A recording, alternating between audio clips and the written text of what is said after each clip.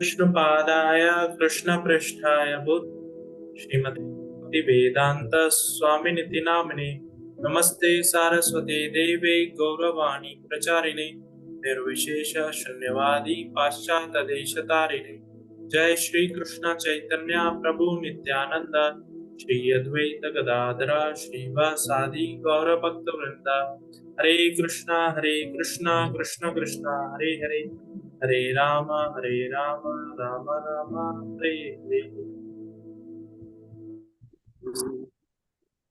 So in our last session, what we discussed, anyone remembers?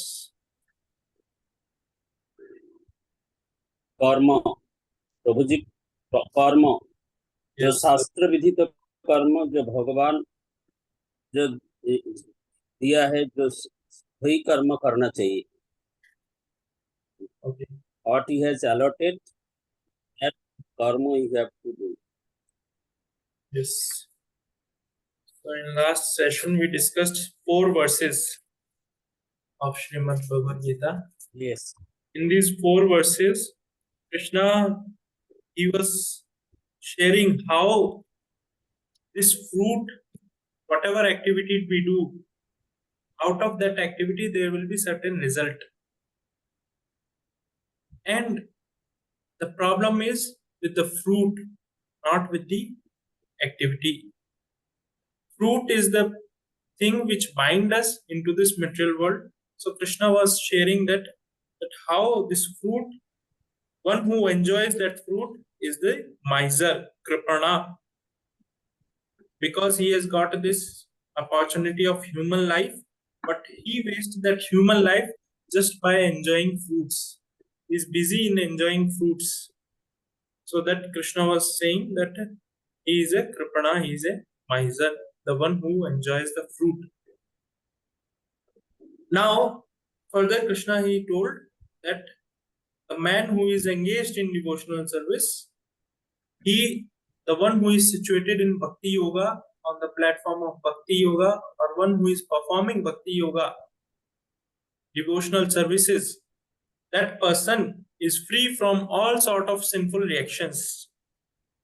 Even he is free from all good and bad kind of reactions. And that Krishna told is the karma koshalam, the person who performs his work in devotional service. He becomes free from all reaction, and that kind of work is karma koshalam. That person is performing karma koshalam. And Krishna he told further, only wise people, those who are intelligent, such people will take shelter of the Lord and perform the devotional services. Only such people will be able to perform the devotional services. And by performing such devotional service, Krishna told one can become free from the cycle of birth and death. Again, he told how he can become free from birth and death by renouncing the fruits. He didn't told by renouncing the action. Krishna told by renouncing the fruit. I'll share the screen Bhagavad Gita. Here. So here Krishna he is saying the wise, the person who is intelligent, such person, he engages himself in devotional service. He performs his act on the platform of Bhakti Yoga. And he take refuge in the Lord. He takes shelter of the Lord. And by taking shelter of the Lord and acting on the platform of Bhakti Yoga, what happens? He frees himself from the cycle of birth and death. Puranapi Marnam, Puranapi Janmam. So he frees himself. And how it happens? When he renounces the fruits of action in the material world. Renouncing the fruits of action means whatever action he performs, out of that, some fruits, whatever he gets, he renounces that fruits. So what he does with that fruit? he engaged that fruit in the service of Krishna. In this way, they attain the state beyond all miseries. Assuring, Krishna is giving his assurance here. By doing this, they attain the state which is free from all sorts of miseries, all sorts of dukkha. Okay, so we'll start today with the 52 verse, 52 and 53rd verse. So these 50, 51, 52, 53 are the verses where Krishna is explaining what is the benefit of performing devotional service or buddhi yoga. So that Krishna is explaining in these verse, he is just mentioning. So we'll chant this shloka. You can please follow. Yada te moha kalilam Dadate moha buddhir vyatarishyati Virvyatitarishhyati tada gantasi nirvedam tada gantasi nirvedam shrotavyasya shrutasya cha. Shruttavyasya shrutasya cha. Yes, wonderful.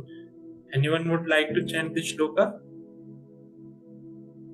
Jadate moho kalilang buddhirvetitarissati tadagantasi rirvedam sutavasya. Wonderful. Someone else would like to try?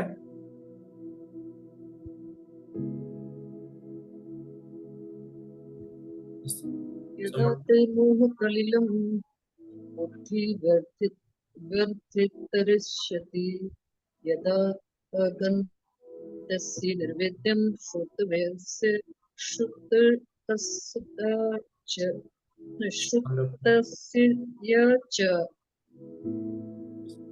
Someone else would like to chant this shloka? यदा ते मोहा कलिलं बुद्धिर व्यतीता विगस्यति तदा गतस्ति निर्वेद्यं श्रोतव्यस्य श्रुतस्य च और खा. Yes, it's cha.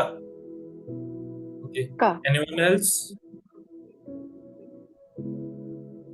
यदा ते मोहकलिलं बुद्धिर्व्यतितरिष्यति तदा गन्तासि निर्वेदं श्रोतव्यस्य श्रुतस्य च. Wonderful. We'll read the translation. When your intelligence has passed out of the dense forest of delusion, you shall become indifferent to all that has been heard and all that is to be heard. We'll try to understand a little bit here. So Krishna is telling, when your intelligence has passed out the dense forest of delusion. So when we see the forest, a thick dense forest, wherever you see everything is moreover same.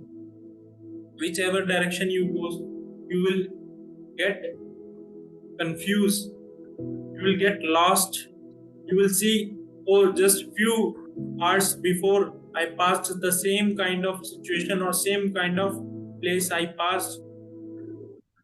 So it's very difficult to overcome or get free from come out of the forest. It's very difficult. You shall become indifferent to all that has been heard and all that has to be heard. We'll understand this through the purport. So Krishna is telling, when intelligence has passed out of the dense forest of delusion, you shall become indifferent to all that has been heard or all that has to be heard. We'll read the purport, very interesting purport. This purport will help us to understand this shloka, this verse very easily. We'll read. There are many good examples in the lives of great devotees of the Lord, of those who become indifferent to the rituals of Vedas simply by devotional service to the Lord. When a person factually understands Krishna and his relationship with Krishna, he naturally becomes completely indifferent to the rituals of Vedic fruitive activities. Even though an experienced Brahmana, Sri Madhvendra Puri, a great devotee and Acharya in the line of devotees, says what he says, we'll read the translation. Oh Lord, in my prayers 3 times a day, all glory to you. Bathing, I offer my obeisances unto you. O demigods, O forefathers, please excuse me for my inability to offer you my respects. Now, wherever I sit, I can remember the great descendants of the Yadu dynasty Krishna, the enemy of Kamsa, and thereby I can free myself from all sinful bondage. I think this is sufficient for me. The Vedic rites and rituals are imperative for neophyte. Comprehending all kinds of prayer 3 times a day, taking a bath early in the morning, offering respects to the forefather, etc. But when one is fully in Krishna consciousness and is engaged in his transcendental loving service, one becomes indifferent to all these regulative principles because he has already attained perfection. One can reach the platform of understanding by service to the Supreme Lord Krishna. He has no longer to execute different types of penances and sacrifices as recommended in the revealed scriptures. And similarly, if one has not understood that the purpose of the Vedas is to reach Krishna and simply engage in the rituals, etc., then he is uselessly wasting time in such engagements. Persons in Krishna consciousness transcends the limit of Shabda Brahma or the range of Vedas and Upanishads. So here Krishna is explaining, and further Prabhupada he explains that how by taking the shelter of the Lord, by performing Bhakti Yoga, one frees himself from all sides kinds of ritualistic activities which are offered in the Vedas. So, as discussed earlier, these Vedas are full of the certain do's, certain don'ts, certain rituals which help us to make gradual spiritual advancement in our life. So, these Vedas guide one's how to make a spiritual advancement in their life. So, the person who has directly taken the highest form of yoga, the highest form of yoga is performing Bhakti Yoga direct in link or in connection with the Supreme Lord.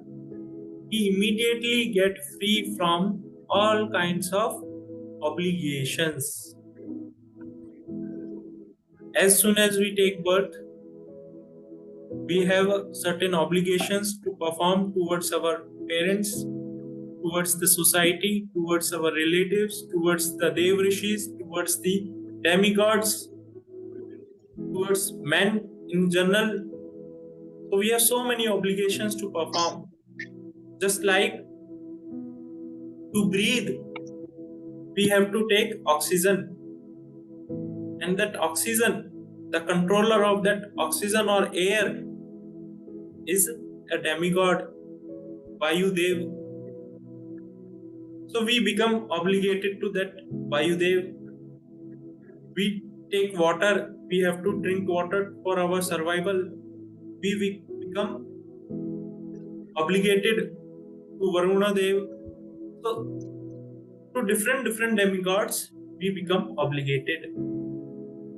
But when we take up the process of devotional service or Bhakti Yoga, we immediately get free from all such obligations.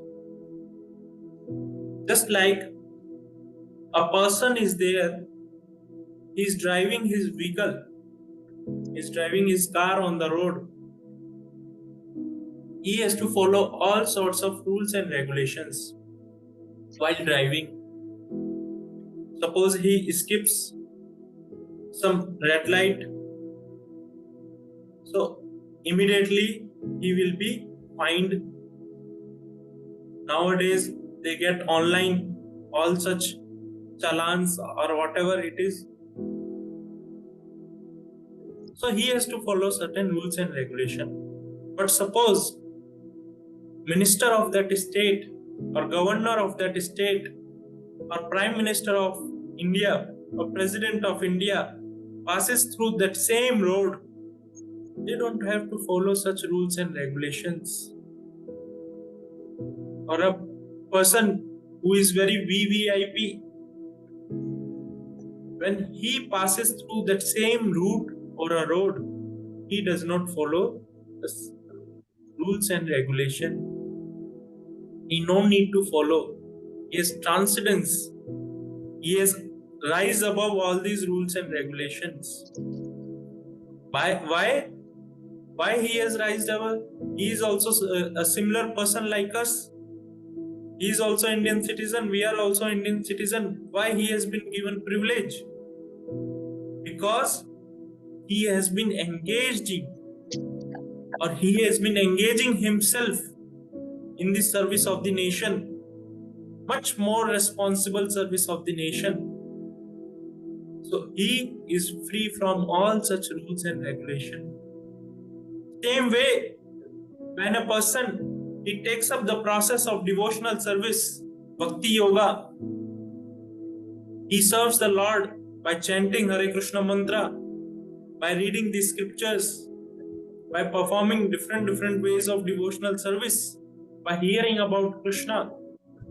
He frees himself from all sorts of rules and regulations, from all sorts of obligations. Here, Prabhupada has mentioned the example of Madhavendra Puri. Who is this Madhavendra Puri? Madhavendra Puri is a great exalted devotee of the Lord who was residing in the Vrindavan Dham, Braj Bhumi. In Braj Mandal, Braj Bhumi, there is a Govardhan Parvat. There he was residing, and every day he used to worship Govardhan by doing parikrama.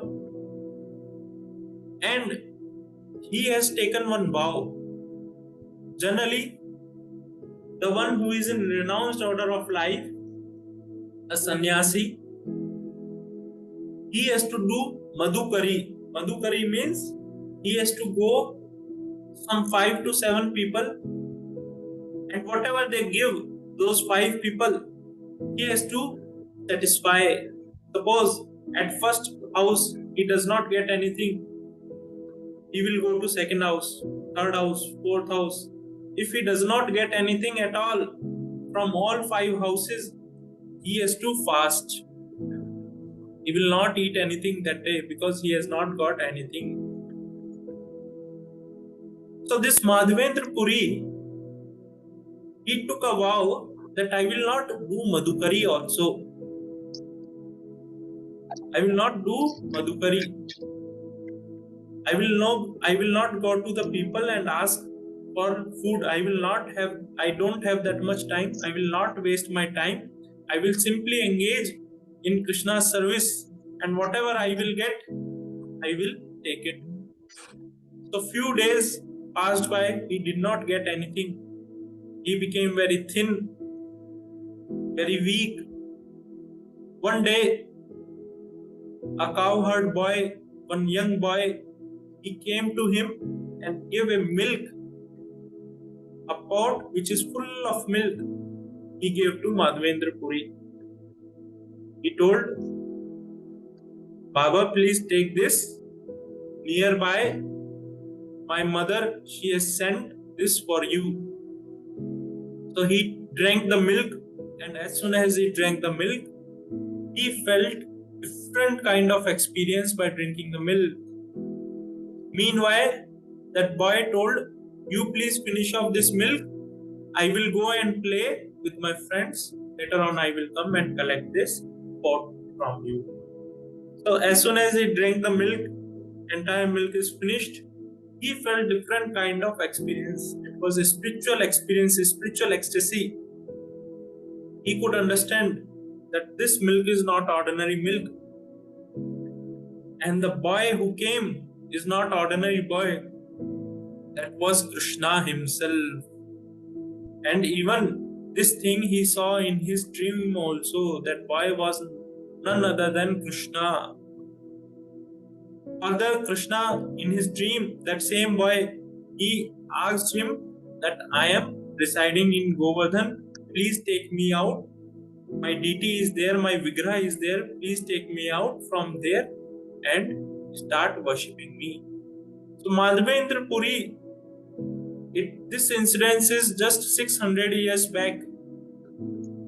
So Madhavendra Puri, he was such a great devotee that Lord, he performed so much austerity, tapasya, that Lord became eager to give darshan to him. Lord personally took charge of Madhavendra Puri. He personally supplied whatever is required to Madhavendra Puri. Krishna says in Bhagavad Gita, in further chapter 9th chapter, he says, Ananyas chintayanto mam ye jana paripasate tesham nityabhiyuktanam yogakshemam vahamyam.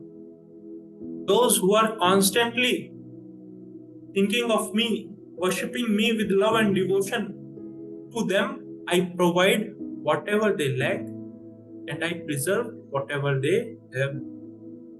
So Krishna is promising, and that promise Krishna fulfills when we serve Krishna, when we take risk for Krishna, just like Madhavendra Puri. He took such a big, great risk that I will not go and beg, I will not do madhukari. Whatever comes, let it come. Otherwise, I will fast. So he risked his life to serve Krishna. So when we take such risk, we make a spiritual advancement. Same way, just like when we travel in aircraft, in airplane, we are flying, we go from one place to another. So in the beginning itself, that air hostess, she gives certain instructions to all the passengers. She guides what all we should do in the case of emergency, what we should do when we are not able to breathe.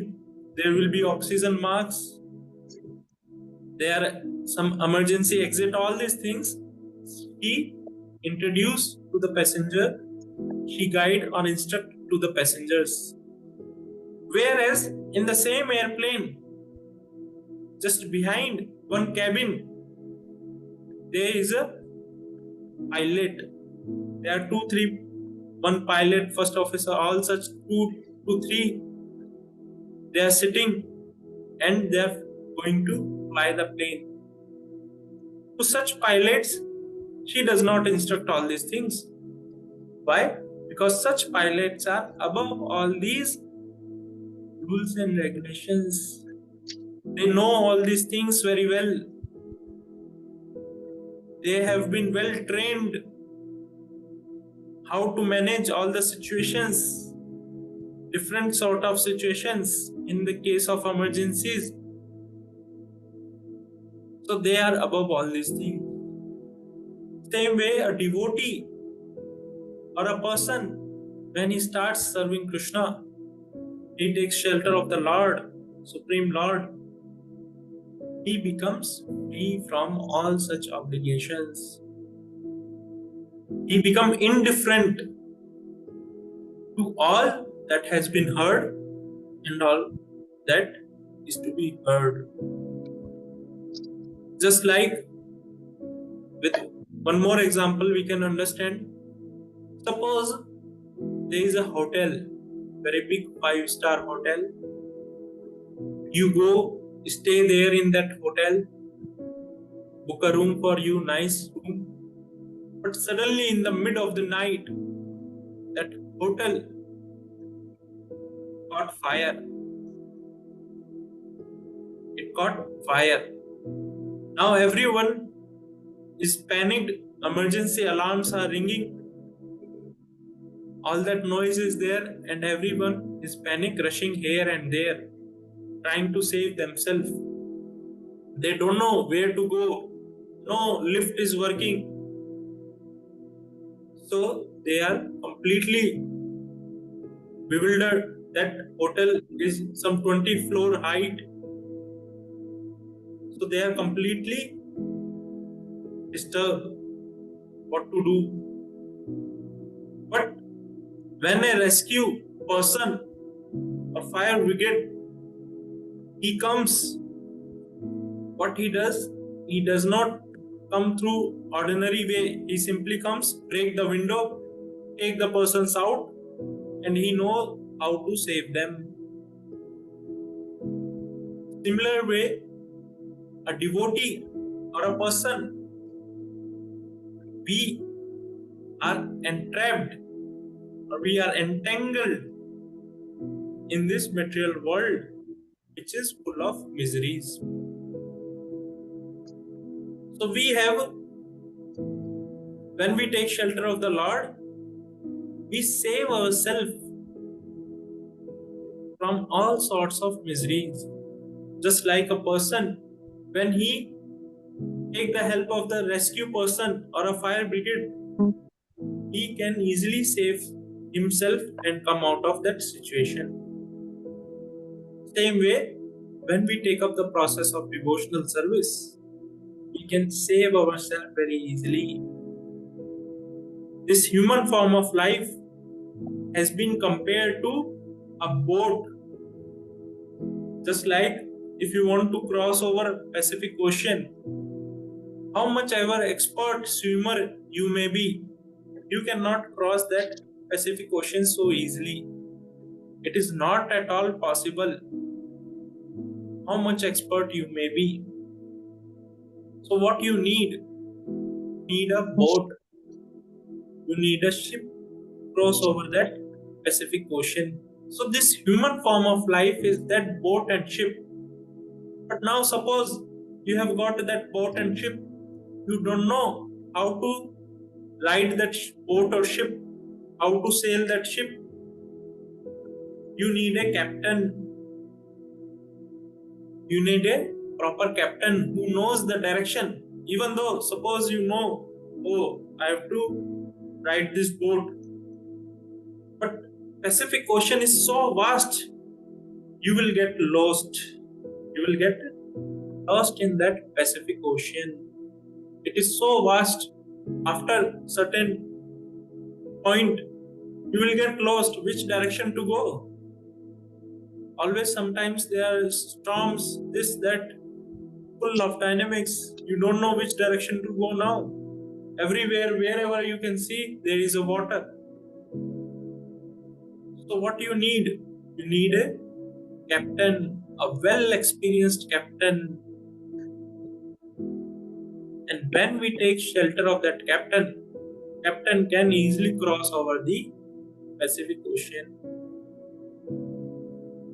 So same way in our life, when we accept a bona fide spiritual master, we can easily cross over the miseries of material existence.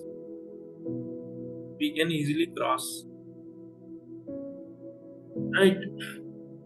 We'll move to next verse. Shruti vipratāpānate yada shashyati nischala samadva achala buddhis tada yogam avapasyasi. Translation: when your mind is no longer disturbed by the flowery language of the Vedas, and when it remains fixed in the trance of the self-realization, then you will have attain the divine consciousness. So here Krishna is telling, when our mind is no longer disturbed by the flowery language of the Vedas. What do we mean by flowery language of the Vedas? So these Vedas are very nice. When somebody go through the Veda or study the Veda, it is very nice to read the Vedas. And in fact, to study Vedas, one should study grammar. At least it takes 10 to 12 years to study the basic grammar so that one can read the Vedas. Now these Vedas, they contain a lot of information, knowledge about everything. And the language itself is very wonderful language in which it has been written. So one get carried away. In these Vedas, there are primarily 3 sections. One is Karma Kanda section, or a section which is full of fruitive activities, in which it mentions about you perform such and such task. As a result, you will get this so and so fruit. That is known as Karma Kanda section. You perform this thing, you will become Indra. You perform that thing, you will become Brahma. It explains what is the position of Indra, what is the position of Brahma, what all they control, and how powerful they are. So what happened when one read the Vedas? He get carried away by such thing. He want to become Indra. He want to become Brahma. He want to attain such positions just so that he can be a powerful person. Further, another section of the Veda is Jnana Kanda. Jnana Kanda of the section of the Vedas contains the knowledge about this existence, material existence. So a person who is reading those Vedas, going through studying those Vedas, he gets so much enamored by this knowledge. He forgets the purpose itself, forgets the purpose of the Vedas. And what is the purpose of the Vedas? Here it is mentioned. And in the 15th chapter of the Bhagavad Gita, Krishna mentions the purpose of the Vedas is Vedasya sarver aham eva vedyo vedanta krit vedavid evam chaham. From all the Vedas, I am to be understood, and I am the creator of the Vedas. See, the purpose of the Vedas is to reach Krishna and simply engage in. So the purpose of the Vedas is to reach Krishna. So he forgets that and he becomes Jnani, a well-versed person, knowledgeable person, full of knowledge about everything. But he forgets the purpose of that knowledge is to serve Krishna. And third section of the Vedas is Upasana Kanda. Upasana Kanda section of the Veda contains about the worship of various demigods, Devi Devatas, and Supreme Lord.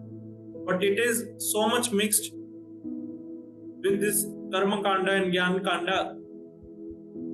One completely forgets the purpose of the Vedas itself. So what happened? Our mind, when we read the Vedas, study the Vedas, our mind get completely disturbed by the flowery language. But here Krishna is telling, when your mind is no longer disturbed, it's not longer disturbed by the flowery language of the Vedas, and when the mind remains fixed in the trance of self-realization. What is self-realization? Self-realization is to understand what is my position, what is my constitutional position, to understand who am I. When we understand all that, and when we start acting on that platform, that is the process of self-realization. When one is fixed in the trance of self-realization, and who we are the part and parcel of the Lord. Divera Sarupa Nityera Krishna Das. We are the servant of the Lord, part and parcel of the Lord. Krishna says in Bhagavad Gita also, Mame Vamsha Jivaloke Jiva Bhuta Sanatana. We are the eternal living beings, and we are the part and parcel of the Lord. When we engage in such trance, what happened? We can attain divine consciousness. We can attain divine consciousness. What is that divine consciousness? Divine consciousness is consciousness. Our mind is full with the consciousness, full of Krishna. Divine. That is divine consciousness, full of Krishna. Krishna consciousness, fully absorbed in Krishna. Thinking always of Krishna, about Krishna, for Krishna. That kind of consciousness is divine consciousness. We'll read the purport. To say that one is in samadhi is to say that one has fully realized Krishna consciousness. That is, one in full samadhi has realized Brahman, Paramatma and Bhagwan.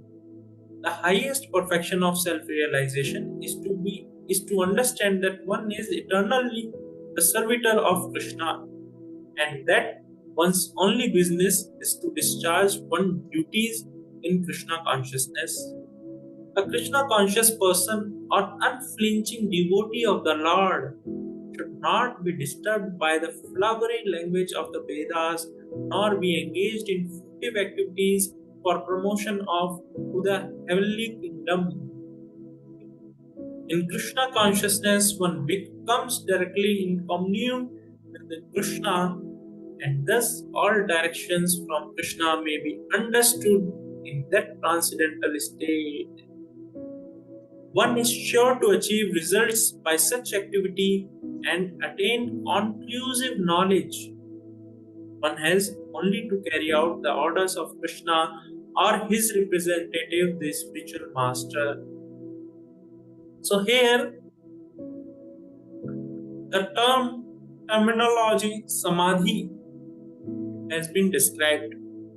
What is samadhi? Samadhi is to fully realize the self or to attain that Krishna consciousness, divine consciousness. There are three aspects of absolute truth. This absolute truth, there are relative truths and there is a one absolute truth. Absolute truth is in all the circumstances, it is true. Relative truth means in India, here now, sun is not visible. So I can say, sun is not visible. But suppose somebody from US, they may say, no Prabhuji, sun is visible. I am saying here, sun is not visible. It is dark complete here. But you are saying, no, it is visible. So it is a relative truth. Under some situations or some circumstances, it is true. Under certain situations or circumstances, it is true. Just like in India, it is not visible, but in US, it is visible. So there is a condition. In India, it is not visible, but in US, it is visible. But absolute truth is something which is above all conditions, in all the condition, in all the circumstances, that remains the truth. That is known as absolute truth. And that absolute truth is realized in three aspects: Brahman, Paramatma and Bhagwan. Brahman is nothing but effulgence of Krishna.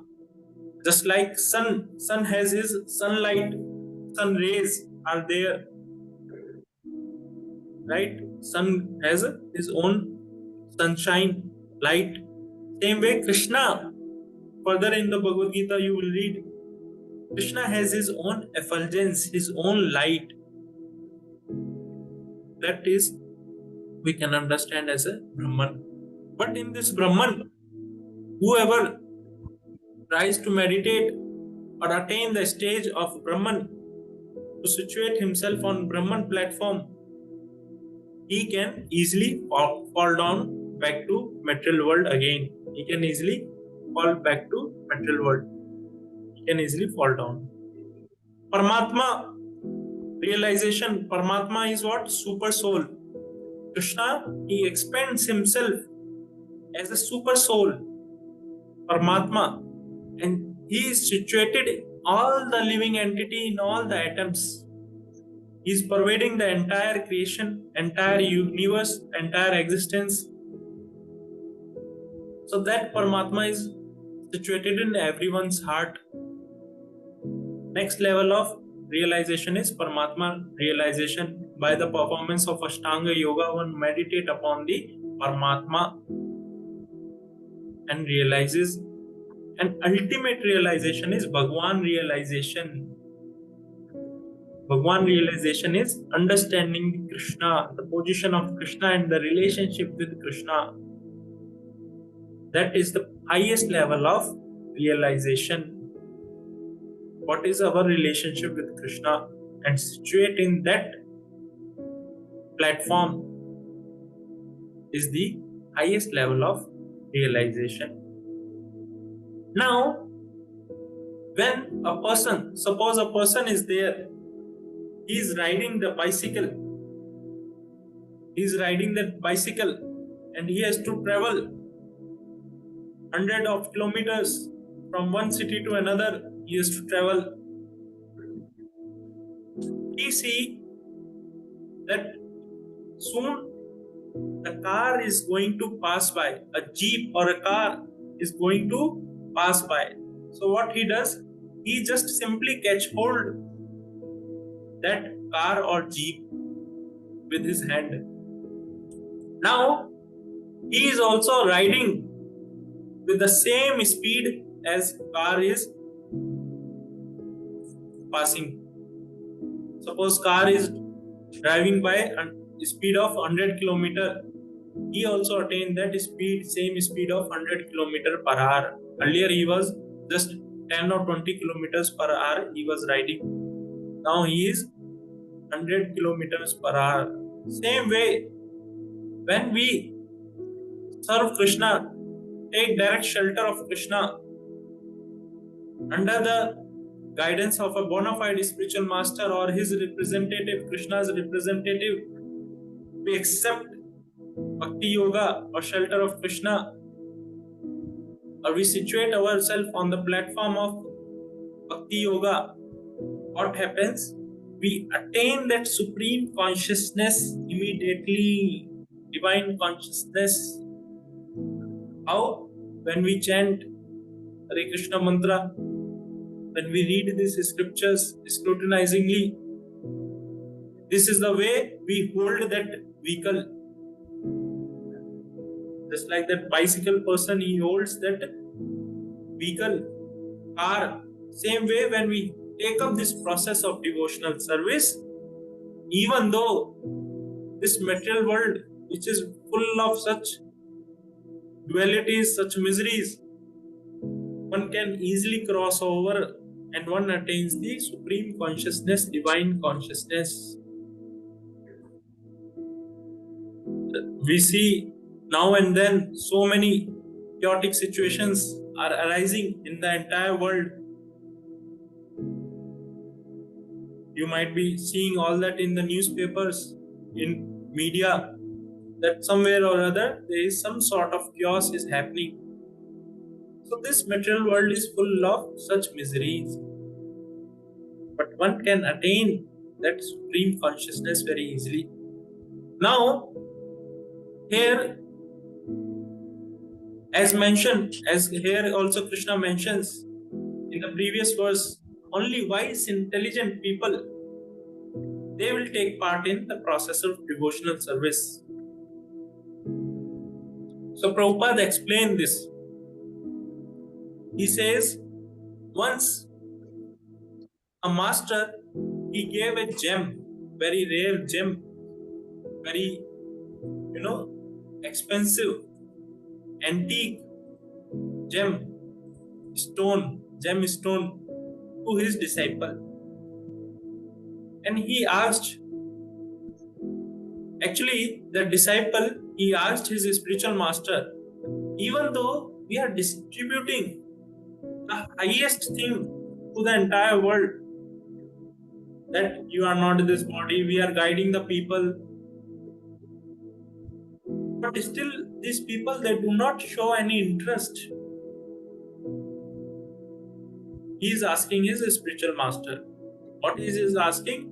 He is asking, even though we are saving the people by giving the highest form of thing, bhakti yoga, to the people, which can save themselves from this material world very easily, but still people are not taking interest.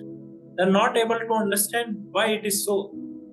So that master, he gives that gemstone to his disciple and asks him, you go and ask the value of this gemstone to different people, but do not sell it, just ask them. So he go to one vendor who sells the vegetables. He asked him, see, I have this stone with me, would you like to, what is the value, would you like to purchase it?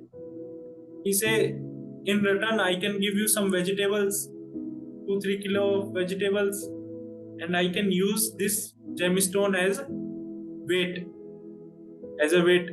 I can use.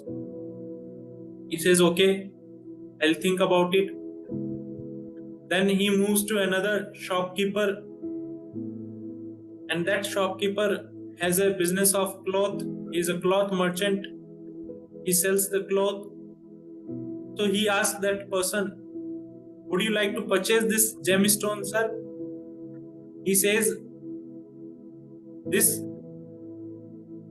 gemstone, I can give you some meter of cloth, and this I will utilize to use as a paperweight, so that it does not get here and there by the wind, influence of wind. Another shop he approaches, and this time he approaches a shop of a jewelry person who deals with all sorts of jewelry, diamonds, gems, all such things. He asks that person, would you like to take this, sir? What do you think? What is the value of this stone? He analyzed that stone and he says, this stone, even my entire shop, if I give you, will not be sufficient. This stone is very valuable. It is rarest stone. And even I give you the entire stock of my jewelry and stone, whatever I have, still I will not be able to purchase this stone. But I will give you something. You keep this stone, give this stone to me. But if I get a suitable buyer, I will sell it to him. He says, okay, I will think about it. And he returns to his spiritual master, his master, and inform the entire situation. Then the master says, this spirituality or the process that we are distributing or giving to the people, not everyone can understand. Very rare or very few people, very intelligent people will take interest. Just like when you sell the diamonds, you cannot expect the crowd. You cannot expect the crowd. So same way, Krishna is telling, this process of bhakti yoga, is something which is very, very rare. Not everyone can take up. Only intelligent class of people will be able to take up this process of bhakti yoga. So, in these 4 verses, Krishna he covered the result or the consequences of performing bhakti yoga or buddhi yoga. Now, till now we have covered some 3-4 sections of Bhagavad Gita, second chapter. First section just will summarize a little bit, and we'll try to have a small quiz or test probably next to next week. Next week is the Janmashtami, so we'll not be able to have this session. But yes, after next week of Janmashtami we'll be having. So we may have a quiz or a question answer sessions. So just I'll summarize what all we have read so far in the second chapter. First section was Arjuna. He was confused and he surrendered to Krishna. He accepted Krishna.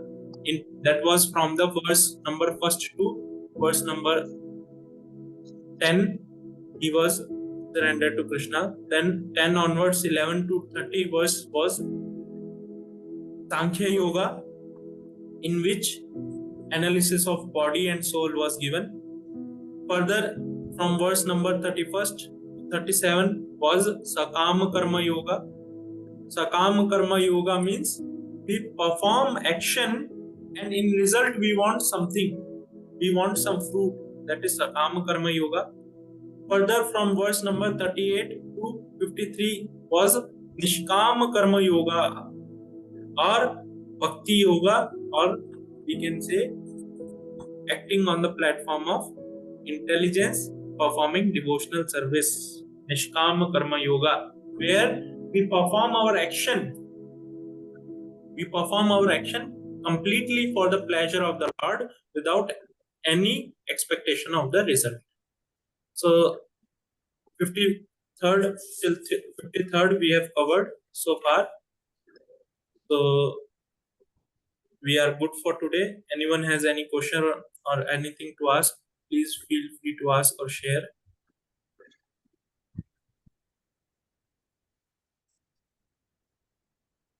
Yes, any questions?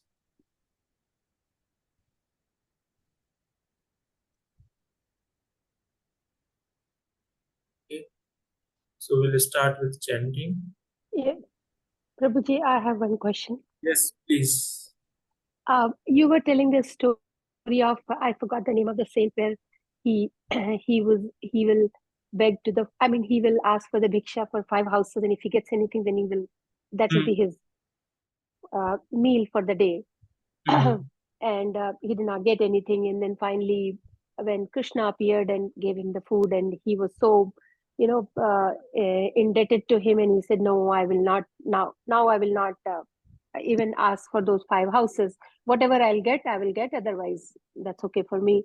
So my thought is, wouldn't this encourage, and with all due respect, wouldn't this encourage like a non-performance, like, okay, I mean, I'm not going to perform. So think about it. If every single person decides in this world, okay, we are not going to work, whatever we get, otherwise we will not. So how can we satisfy that? Yes, wonderful question. So just a small clarification also I'll give here. So that Madhavendra Puri, earlier only he decided that I am not going for Madhukari. I will not go and ask for food. Earlier itself he decided, because I don't have any time to go for Madhukari, I will simply engage myself in performing my bhakti, in serving Krishna. I don't have sufficient time to go and beg people. If I will get something, I'll take it, otherwise I don't have time. So with that intention to serve Krishna more intensely, he even renounced going for his survival, or going and begging for his survival. So when Krishna because Krishna, he says in Bhagavad Gita, Kaunteya pratijanihi name bhakta pranashyati. My devotees, they never perishes, and I provide whatever they lack. So Krishna, he takes care of all the living entities in this world. If you see, we humans are hardly 7 billion or 8 billion, close to 8 billion is the human population. But if you search how many animals are there in this earth planet, it is 20 billion times than the population of humans. So all those 20 billion times means 20 billion animals are taken care by Krishna. They no need to go to, offices, and all those things are taken care by Krishna. But yes, they also perform their action by hunting, by, Jivasya means they survive on other living entities. So they do. Same way, this Madhavendra Puri, what work he is doing? He has left all sort of material activity. He has left all sort of work. For what purpose? To engage in the higher activity. And what is that higher activity? To serve Krishna. He completely left all sort of activity, even in connection with his own body. To survive, to maintain his own body, he left all sorts of activities so that he can completely focus to serve Krishna. And as a result, Krishna, he became so much obliged, he became so much captivated that he himself came to supply milk to this Madhavendra Puri. Because since days, he has not even asked anyone to give some food, and he was completely absorbed in serving Krishna. So Krishna, he provided him a glass full of milk, a pot full of milk.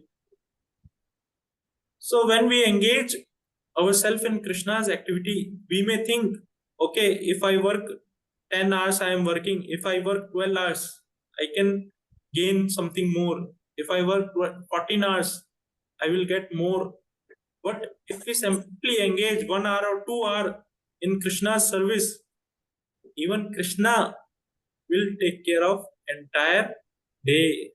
Entire day, even though we may work for 6 hours, that 6 hours itself will be much more fruitful than working 10 hours. Because Krishna, he reciprocates. He reciprocates in such a way that our any action, whatever we perform, it will become perfect. So hope this is clear. Yes, Prabhuji, and I also believe that I just want to share this thought of mine, which I always believed Yes. in, that everybody has their own truth, and you have to find what it is. Somebody's truth is that okay, I'm going to live only on bhiksha. Somebody's truth is that uh, they have to run the world like a prime minister, president of the country. So yeah, I mean, I agree what you explained, and at the same time, everybody has their own truth to follow. Yes. Do you Yes. Everyone do you has. agree with this point? Yes. Yes. I mean, Please. do you agree that everybody has their own truth to follow and to believe in? Like, I think Sanatan also teaches this, that there is no universal thought is given to you as a Hindu that okay, you follow this. I mean, even worshiping Yashodananda and worshiping Krishna, I have my own way of doing that, and somebody else may have a own way to do it, right? Yes. Or not? See, Sanatana Dharma, it is so vast. It accommodates all kind of people which are situated at different level. Somebody is situated at very low level, so it accommodates such people also. Ultimately, this Sanatana Dharma, or the philosophy of Sanatana Dharma, is meant to make a spiritual advancement, so that we can make a spiritual advancement in our life. That is the entire wholesome purpose of this Sanatana Dharma, or the philosophy of Sanatana Dharma, or Vedic wisdom. That is the entire wholesome purpose of this Vedic wisdom or philosophy of Sanatana Dharma. Now, ji everyone is situated on different levels. One has to be aware what is the ultimate goal, and he has to make progress in that direction. That is what the scriptures do. They help us to make progress in that direction. And now the people, just like this Madhavendra Puri, he was engaged in asking bhiksha. So a saintly person, or the person who is engaged himself in the service of Krishna, he has left everything. This Madhavendra Puri, and there are another Goswamis, Rupa Goswami, Sanatan Goswami. They are not ordinary people. They were the ministers, very rich person. They left everything, 10 lakh gold coins. They just gave away in charity, everything. And they came to Vrindavan, and now they are begging and continuing their life. Why? Why these saintly people? They ask for money for their survival, or they ask money to engage in Krishna's service. Why it is so? Because when they ask anyone or a person who is engaged in working, he is doing some work, activity, is working. So they approach such person so that he can understand about spiritual subject matter, and he can take opportunity to make spiritual advancement in his life. And as a result, when they offer something to that saintly person, they make a spiritual advancement. Otherwise, that entire fruit binds them. They get entangled. So saintly person, they no need to go to anyone, but they go for the welfare of the people. Just like Prabhupada, he was well settled in Vrindavan. Many people, they asked him, why you are going to US? Why you want to go to foreign countries? You are well settled here. Everyone wants to come to Vrindavan and settle in Vrindavan. But you are going to foreign countries where you will not even get food. What you will do there? He says, my spiritual master has told me to give this message of Bhagavad Gita to the entire world, to the English speaking people, so that they can get benefited. He has no personal intention going to US world, US or foreign countries. In fact, he was 70-year-old. He was praying to Krishna, oh Krishna, where you are sending me? It is a hellish place. No one is interested in Krishna consciousness. No one is interested about knowing themselves. No one is interested in knowing the absolute truth. But you are sending me there, and now only you can make them understand this knowledge. Prabhupada is praying like that. So, in fact, in Vrindavan, we are doing this project of constructing world's tallest temple. Why we are doing? We don't no need to do. We are simply satisfied by chanting Hare Krishna mantra, or we can simply sit in some corner of Vrindavan and chant Hare Krishna. But why we are doing such projects or such things? So that entire world can understand about Krishna. Entire world can take up the teachings of Krishna. Entire world can come to Vrindavan Dham. They can get benefited. So for the welfare of the entire world, a saintly person, he takes up all such challenges so that that person can get benefited. Somehow or other, that person can get benefited. He makes some spiritual advancement. Otherwise, what will happen? He will get entangled there only. This karma bandhana is so difficult to cross over, he will get entangled there only. Just like a person who wants to cross over a Pacific Ocean, suppose he is a very expert swimmer, he is trying to cross by swimming. Continuously he is swimming for hour, 2 hours, 3 hours, but he will not be able to cross over. But suppose some helicopter or some boat or ship comes there, he takes the association or benefit of that helicopter or join that helicopter or a ship or some any such sort of vehicle, immediately he is saved and he will be able to cross over. So saintly people has their duty towards the society. They have a higher form of duty towards the society. Just like an army person, he takes up a duty towards the nation to protect the nation, leave aside all sort of his personal comforts. He takes up some inconveniences. Same way, saintly person, he renounces all sort of comforts. He renounces all sort of his material opulences. He renounces all such things to perform his duty. And what is that duty? Duty towards the welfare of the society, to give the spiritual knowledge to the people in general so that their life is successful, they are saved. So everyone has some role to play in the society, and Sanatana Dharma, it accommodates all such sort of people, different people at different level. It accommodates, and based on that, people make spiritual advancement in their life when they take up this philosophy or take up this knowledge. Their life becomes successful and they make a spiritual advancement in their life. So that is the wholesome purpose of following the Shastras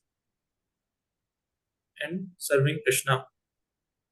Yes, hope this helps you. Makes sense. Thank you. Thank you for explaining it. Yes, definitely it helps. Any other question or anything?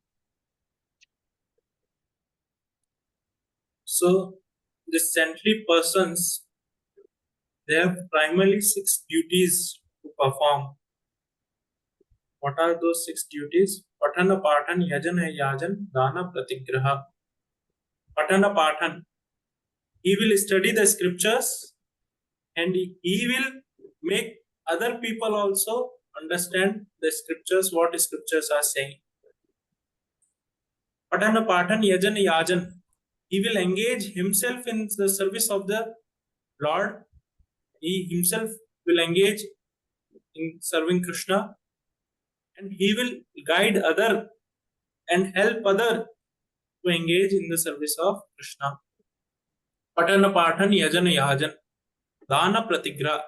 And one who performs such activities for the welfare of the people, he is eligible to receive charity, and when he have access, he should utilize that charity in the welfare of the people. For the welfare of the people, he should utilize the excess, whatever he has. Just like an army person, he renounces his comfort, his family for the sake of nation, to protect nation. A saintly person renounces all such things. Also, he renounces the financial dependency. He also renounces the financial dependency, and he simply takes the shelter of the Lord and serves the Lord. So he takes up that higher duty, that he is no more interested towards his bodily maintenance. By Krishna's arrangement, all that will be taken care. Okay, so we have finished 3-4 top section of this second chapter. Interesting sections. And, Anyone has anything to share or ask, please feel free to ask.